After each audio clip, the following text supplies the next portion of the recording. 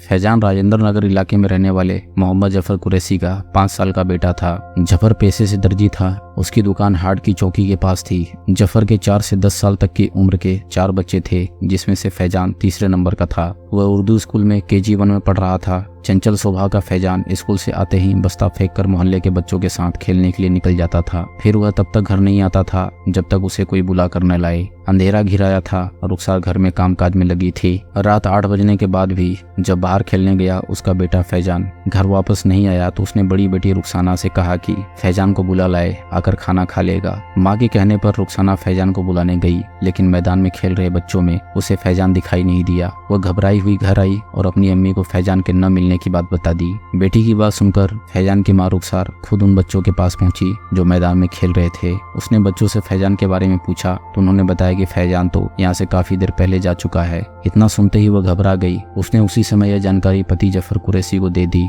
जो उस समय अपनी टेलरिंग शॉप पर था। बेटे के गुम होने की जानकारी मिलते ही जफर भी घर पहुंच गया। जफर के साथ साथ मोहल्ले के कुछ लोग भी फैजान को इधर उधर खोजने लगे। फैजान के पड़ोस में ही सोहेल का परिवार रहता था। सोहेल आवारा किस्म का युवक था। बताया जाता है कि उसे 12 साल की उम्र से ही नशा और सेक्स की आदत पड़ चुकी थी। उसके मोबाइल में तमाम देसी विदेशी अश्लील फिल्में रहती थी, जिन्हें वह देखता रहता था। कई बार वह नाबालिग लड़कियों को अश्लील फिल्म दिखाते हुए अश्लील हरकतें कर चुका था, जिनमें से कुछ ने उनके घर जाकर इसकी शिकायत भी की थी, जिसके चलते मोहल्ले में कुछ लोगों से विवाद भी हो चुका था। उस दिन उसकी छोटी बहन की शादी खंडवा में होने जा रही थी, जिसके चलते उसका पूरा परिवार खंडवा चला गया था। सोहेल को भी साथ जाना था, लेकिन वह दोस्तों के संग आने की बात कहकर घर पर रुक गया था। सोहेल ने पहले तो जी भरकर नशा किया, फिर अपने मोबाइल फोन पर अश्लील फिल्में देखने लगा। फिल्म देखते देखते वह इतना उत्तेजित हो गया कि गली में किसी लड़की की तलाश करने लगा। दुर्भाग्य से इसी बीच फैजान उसे अकेला दुकान की तरफ जाते दिखा। फैजान को देखते ही उसके दिमाग का शैतान जाग उठा।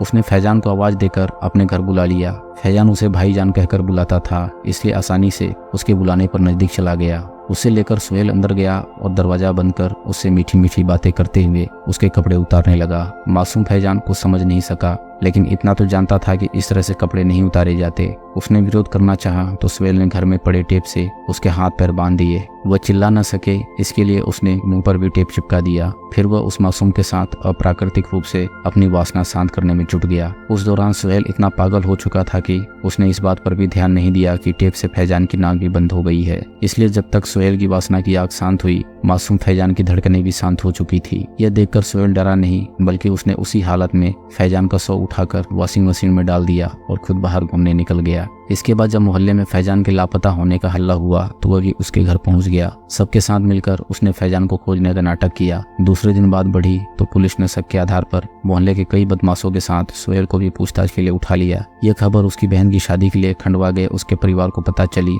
तो वहां से उसकी बड़ी बहन कश्मीरा रतलाम आई।